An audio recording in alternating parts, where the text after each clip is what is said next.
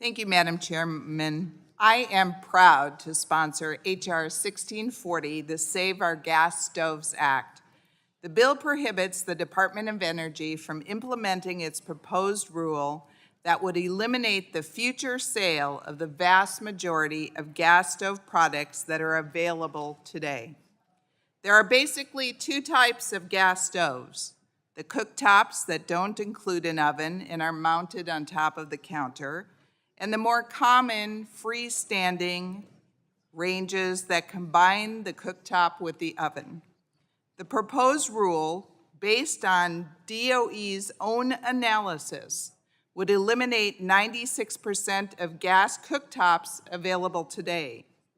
Even worse, the rule would eliminate all currently available models of freestanding ranges, which make up almost 90% of all gas stoves sold today. Let me repeat.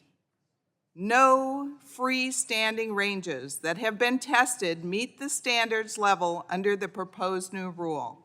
So, when Secretary Granholm told us the new rule would only affect high-end gas stove products, that's simply not the case.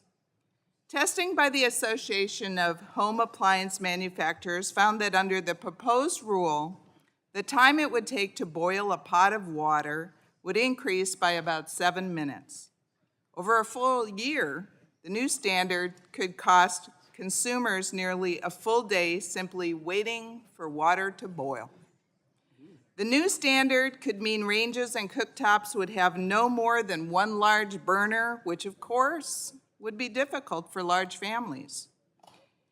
In DOE's own report, which is right here, it says that the proposed rule would eliminate 96% of an entire class of cooktops available today. Then later on, DOE claimed that only 50% of the products available today would be eliminated.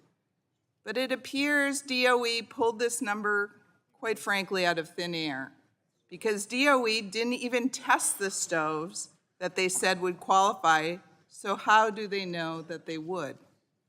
To date, Department of Energy provides no data or substantiation for how it determined the models on retailer websites would meet its proposed standards.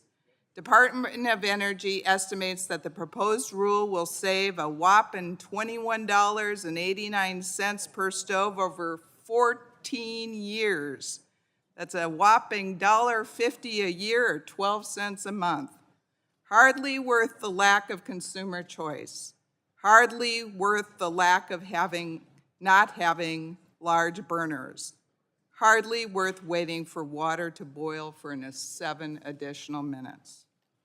According to the Department of Energy, natural gas is 3.5 times cheaper than electricity. According to studies, households that use natural gas for heating, cooking, and clothes drying save an average of $1,068 per year compared to homes using electricity for those applications. This bill already has 58 bipartisan co-sponsors. Republicans and 29 Democrats already voted for an amendment included in H.R. 1 to do basically the same thing as this bill. I ask my colleagues to join me in protecting consumer choice. I ask my colleagues to join me in saving our gas stoves. I ask my colleagues to join me in voting yes.